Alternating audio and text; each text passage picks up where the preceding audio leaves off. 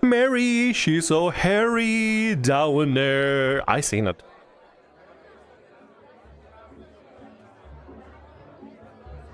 Seen what exactly? Nothing. Don't worry, I seen nothing. Welcome to Tales Tomorrow. I'm Morrow, and this is Mary, and welcome back to more RPG horror stories. Mary's gonna be a little bit predisposed for today, as she's been having some shoulder cramps, so I'm just gonna try to help her with a little bit of massage. There we go, Mary. Is that better for you? Is that good for you? Is that as good for you? Anyway, let's get some RPG horror stories working while I work out the kink in Mary's neck here. You can work on something else too. What? Who said you could stop? Oh, yes, ma'am. Sorry, ma'am. Let's get the stories going for today. Player gets Pokemon with 1 million attack in a Pokemon D&D, and apparently I can't call that unfair. Now, bless you, by the way. God, Sorry. Mary has this most adorable, sweetest sneezes ever, right? Anyway, I picked this story specifically because Mary loves animals, and the person behind Mary loves Pokemon specifically. And we tried to get a Pokemon game going before, like some forever ago. We found some old PDF that Nintendo struck down ever since, but now we're playing with the Tamer class from Heliana's Guide, which is basically a Pokemon in D&D. But otherwise, I picked this story specifically because Mary would absolutely love anything related to Pokemon, so let's get to the story for today. So about a year and a half ago, I was playing D&D based on Pokemon. To explain the battle system easily, it scales a Pokemon attack based on the attack stats as well as the power of the move. For example, a move like Tackle 40 BP being used upon Pokemon with 56 attack would attack with a D4 plus 5. We also call the player with the OP Pokemon Goku because he basically got a Pokemon that could one-shot Goku. Anyways, we were in the mines just some time with fetch quests, just catching Pokemon and chilling, and Goku caught a regular looking Diglett. Goku then asked me if I wanted to battle his Diglett, to which I replied yes, and then he rolled a D100 plus a million. D100 plus a million. How do you get that million? How do you get that million? I immediately tell him to stop joking around, to which he says he's not joking around. And DM also says he was not joking around. The Diglett had over 1 million in its attack stat. I immediately point out how unfair a Diglett with 1 million attack was, especially considering how early in the D&D we were. Second highest attack stat was like 56. I guess it didn't really matter because Goku got to keep using Diglett. Why? Was this because Goku was DM's favorite or something? And they were like, ooh, Goku, I want to create for you the most OP character ever, the most OP Pokemon. What Pokemon do you like the most? I like Diglett, DM. I don't know why Goku sounds like he talks like this, but he sounds like he talks like this now. I like Diglett, DM. Please give me the most overpowered god. Diglett these nuts. Got him. Right, take that out. That's disgusting. Take the nuts out of your mouth. That's disgusting. Put them back. Okay. Ew! Having a Pokemon that can do plus 1 million damage is insane. But I do find offensive that instead of Diglett, you didn't use Bidoof. I mean, input, edit tomorrow, put in a picture of Bidoof. Now that is a perfect specimen. If that does not have 1 million, I mean, that's literally God right there. Arceus and all the other Pokemon, psh, pah, doesn't matter. Bidoof is the ultimate god. Right, Mary? No, okay. I've still got a bone to pick with you. Right. So the nerd behind Morrow, right, got Pokemon Diamond around the time I got Pokemon Diamond, and we were gonna like play it, and you were like, oh, Pearl, sorry, I got Diamond, you got Pearl. I was like, yay, oh my god, he's playing Pokemon Pearl. Then decides to not play until he got a shiny Bidoof, so full odds Bidoof, but didn't know how to shiny hunt, but still decided to try and get it like full odds, like random shiny Bidoof, and decided on stream for, what was it, like 4 hours or something to try and get it? I killed 456 Bidoofs trying to get a shiny Bidoof. Yeah, and they never played again. Well, I mean, I'll come back and play it. I just forgot that I even have it, honestly. I've yet to play, what's the one? Scarlet and Violet? I have the Violet. I've yet to even finish it either. I know you did, because I was joining you on it, because I was trying to get you to play more of it, and then I was finding shinies. Well, sounds like we need to play that then. I'd be down to play more. Anyway, Bidoof is literally a master god of Pokemon. Don't add me in the comment section. Actually, please do. What's your god Pokemon? let's continue with the story. Eventually, I guess the DM finally used his brain to figure out a Pokemon like that shouldn't exist, so he killed it off after about 5 sessions. Honestly, I don't know whether it was bias for Goku or if the DM was just messing around, but it still pissed me off. Wasn't I supposed to react like that? I feel like based on lack of reaction from them at the time, I wasn't supposed to question it, or maybe I was reacting. I don't know. No, I don't think you were reacting. Yes, it's perfectly reasonable to be like, hey, this Pokemon out of nowhere in this TTRPG game they're playing, like Pokemon D&D, is literally one-shotting everything for no reason. When every other Pokemon, I mean, plus 56 for modifier is still kind of high in my opinion. I don't know what kind of stats you guys are using. But yeah, if a million just one-shooting everything, then yeah, that's definitely unfair, 100%. So you're fully justified for being upset over this, completely. It must have been a joke at the start, like, haha, funny, you got OP little bulb in the ground. Maybe.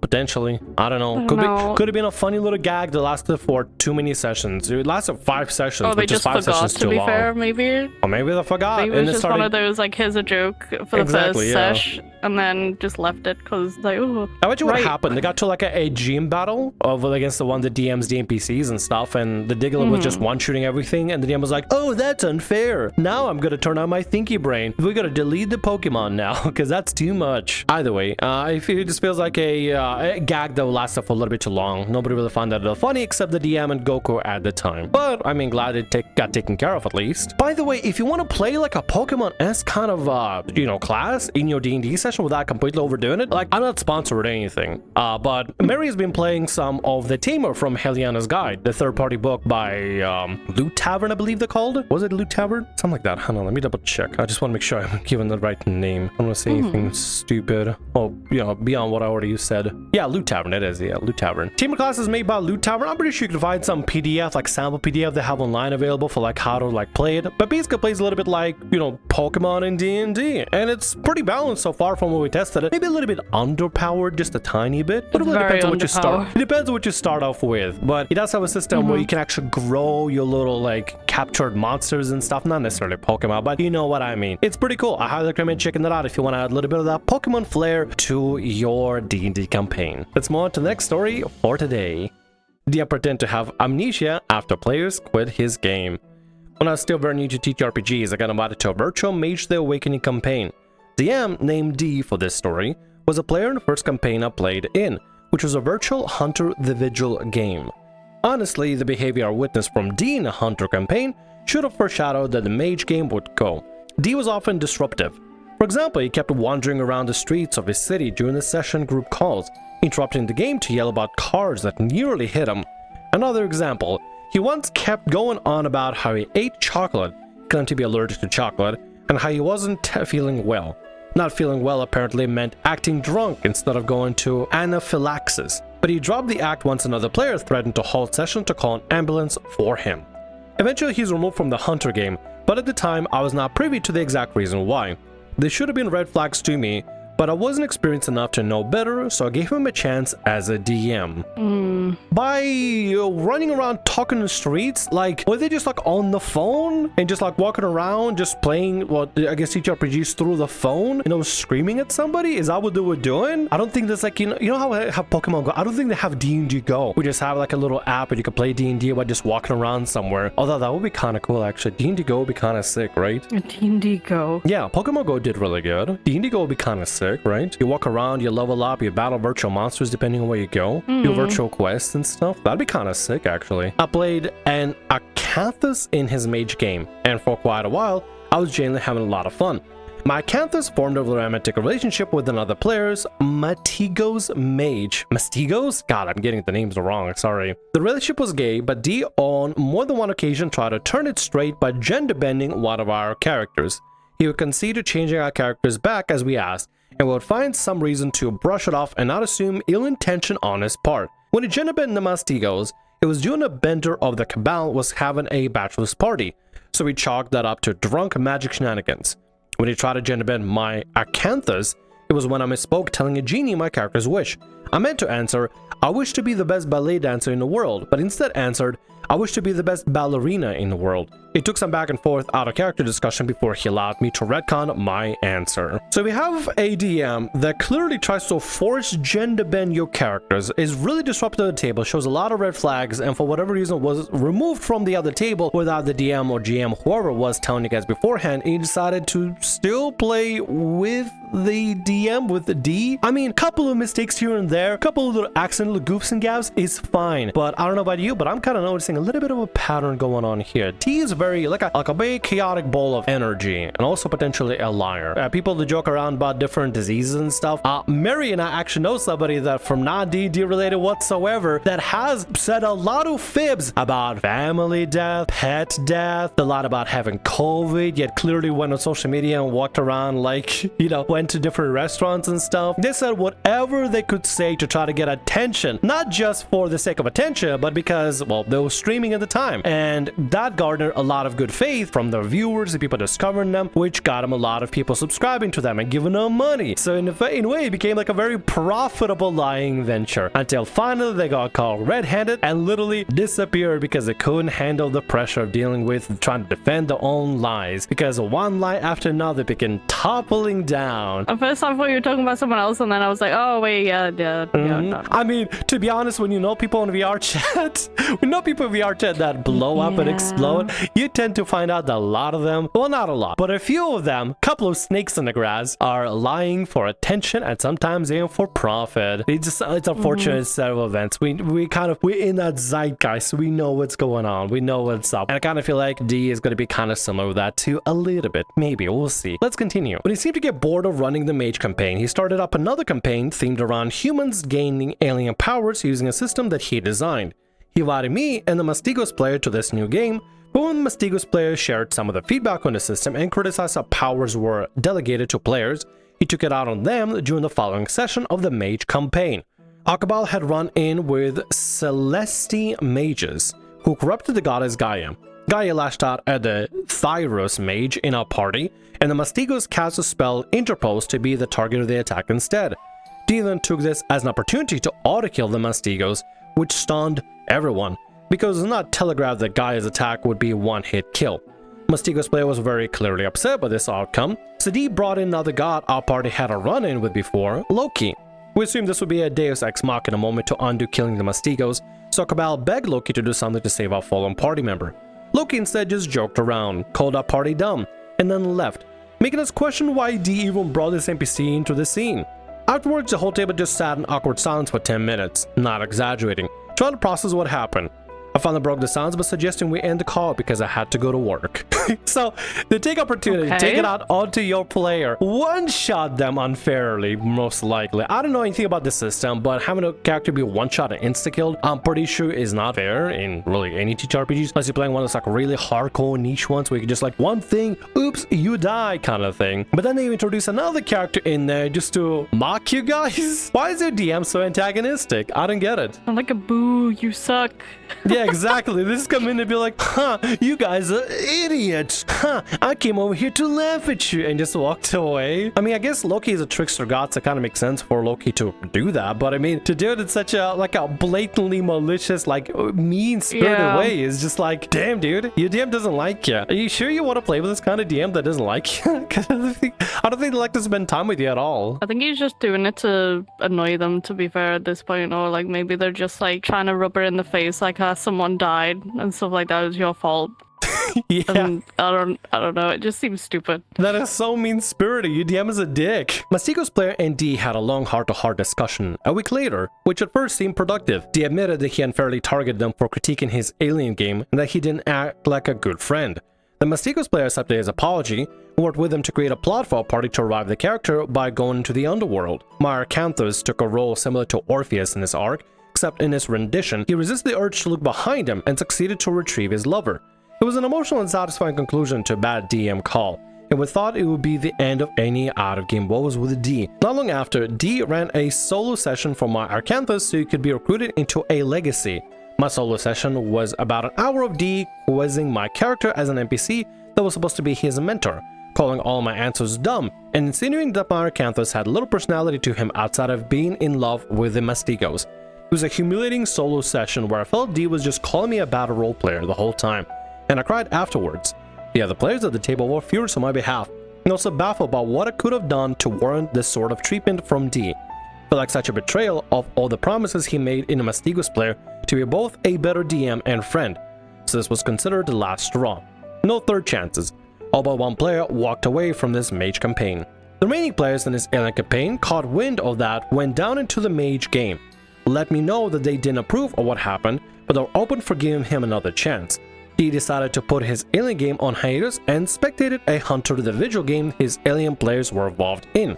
Several months later, one of the Hunter players reached out to us to give an update on D, sharing chat logs of him claiming to have amnesia. Oh, now that's where it gets spicy. Speaking of amnesia, we both know somebody that also claimed to have amnesia to get away from drama. Listen, it is the most tried excuse possible, and most of the times, honestly, it's too unrealistic to believe it. It's annoying because people can get amnesia from like going through very traumatic experiences and stuff like that. But this person, it's just very ironic how it happened right after they got called out, because this person basically, they were also a really close friend of mine. Like, I told them a lot of stuff. I was really hot. We had hot chats and everything. They would tell me all sorts about them. I to this day, I don't know if they were true, but they were very it was just very sweet, very nice. And then they started doing things and saying things that seemed very weird and off, like attention seeking in a way. And it was very weird because I started picking it up, and the stories got more and more exaggerated and weird, and like you can tell it wasn't like, it didn't feel real, but they were doing it to get people, like, to make people feel bad for them. And it always made me feel awkward because I lost a lot of trust from like past relationships. So like when people say certain things, I'm like, there's always that little question, you know, at the back of your head where you're like, is that true?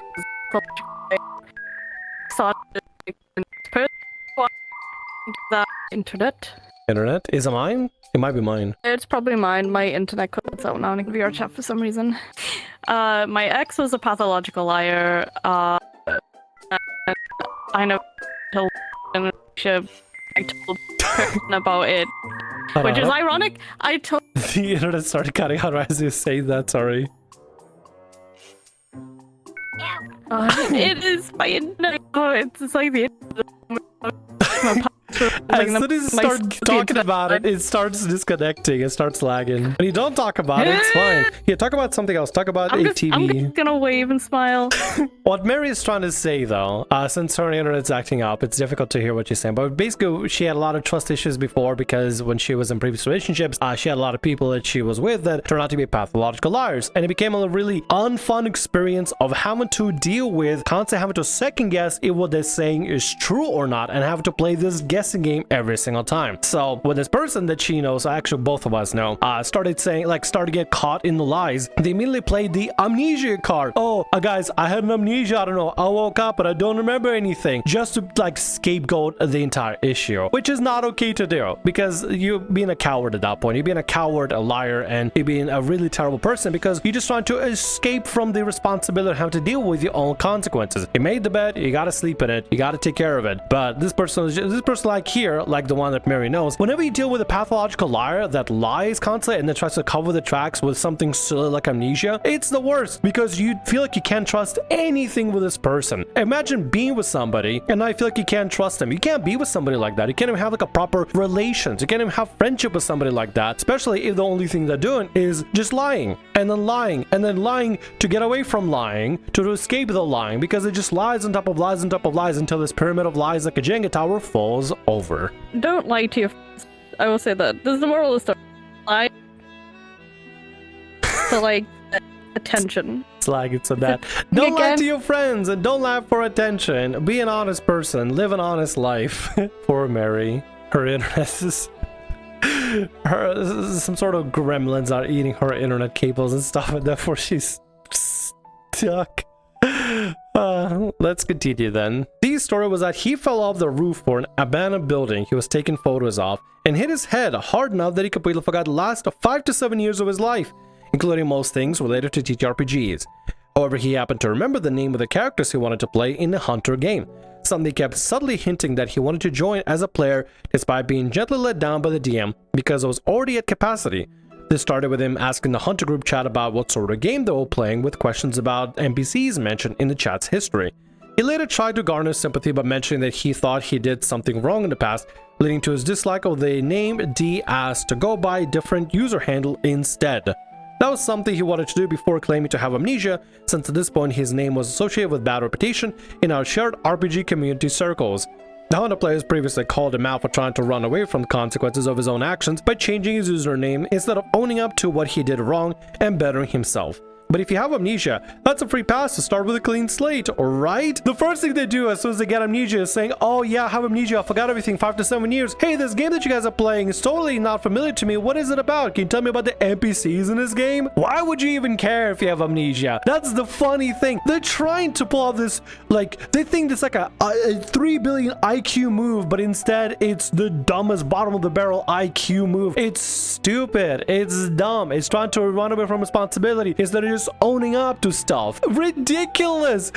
You could have done anything else at all for any kind of excuse, and you went with amnesia of all things. Clown show. Absolute clown show. I'm sure Mary will probably add on a little bit more to it, but unfortunately right now she's dealing with disconnects and stuff, so have that. Mary, you alive?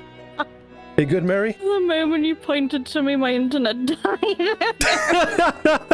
I cast internet down. It's off. It's going. I cast disconnect.